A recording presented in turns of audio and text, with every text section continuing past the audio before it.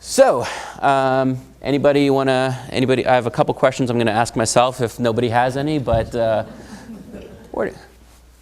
Brad. So, the under 50 threshold. Yes. None of this applies to the under 50 employer? The employer mandate in terms of offering insurance to your employees does not apply. There's other things that do apply. Some of the reporting requirements apply. The discrimination issues apply. So you still can't offer insurance just to your management. If you offer insurance, you have to offer it to everybody. And then the limitations of choices of health insurance plans are still going to apply in the market no matter what. But the actual cover your employees or you pay a penalty is not there. So will they, just to follow up real quick, I'm sorry. No problem. So will they, how will that, if you're under 50 employees, what happens with the coverages, rates, et cetera, affect the plans that are available to those employers who have under 50 employees? You're pretty much, and by the way, Christine, if there's any questions that you want to jump in, just sometimes hard to stop me, but just tackle me. So the question, and do I have to repeat it for the camera, or you're getting that? Okay, so you're pretty much in the same boat as far as what the market is for whether you're under 50 or over 50. So all the things that sound great in theory, wow, sick people won't have to pay any more than healthy people and all that kind of stuff, is going to affect you whether you're one person, two people, or 5,000 people.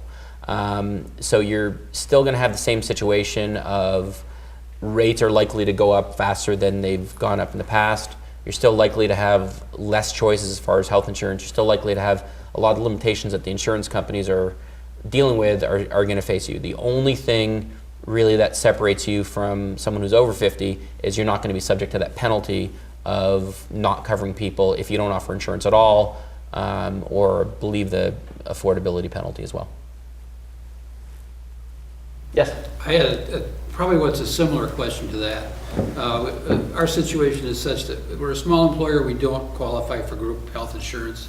Everybody's individually underwritten, so the costs are all over the board, whereas this is a different approach to that.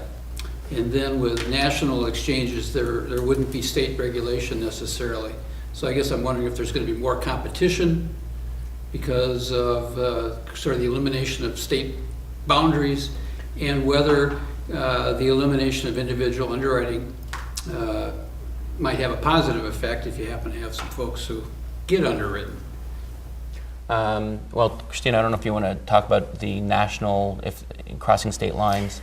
Yeah, I mean, as far as that goes, I'll just say that the way the insurance exchanges work, they don't really impact that.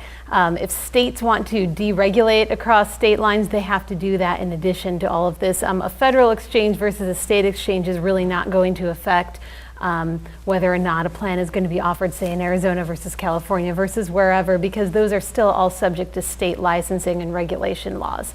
So those are all still up to the state, at least for now, until the federal government decides that it wants to try to take over that as well. And you better believe that we'd be on that. Yeah, I would add it's kind of the worst of both worlds, because Arizona doesn't have a lot of health mandates compared to some other states like Michigan and Massachusetts, where you have to cover all kinds of crazy things and it increases the health rates. So, but the federal, whether it's federal exchange or state exchange, the insurance companies operating in that state still have to comply with all state mandates. Now in Arizona, again, it's not as big a deal as some other states. And as Christina said, there's really not the crossing a state line benefit. Now to answer your last part, yeah, conceivably the people that have individual plans may benefit. If they're really unhealthy, they may benefit from the fact that they're the unhealthy people that are now being subsidized by the healthy people, much more so than I mean, insurance has always done that because that's the nature of insurance, but it's going to be much more so. The only thing I'd probably put out there is if all these people were able to get insurance plans, individual insurance plans, they're probably not that unhealthy. So, as much as you might think it might help them, there's a lot of people that are way unhealthier than them that are, you're probably going to be still subsidizing them somewhat. And I just add, keep in mind too that, you hear a lot about state flexibility with essential health benefits. Oh, well, the states get to set their essential health benefits, but that's only true to a degree. The 10 categories that Jack talked about before are set by the federal government, and states have very little flexibility about what they can choose for plans within those broader categories that are set by the federal government. Is that for any plan or just the baseline, sort of the Chevy plan versus the Cadillac plan? They set the list of 10, and I didn't want to create an extra slide there, but the list of 10 minimum coverage or essential coverages relate to all plans, and then the kind of Chevy versus Cadillac, and they actually use bronze versus platinum, I think. Those are really just percentages of whatever the minimum is based on how much it actually pays for claims and what the co-insurance is and all that stuff.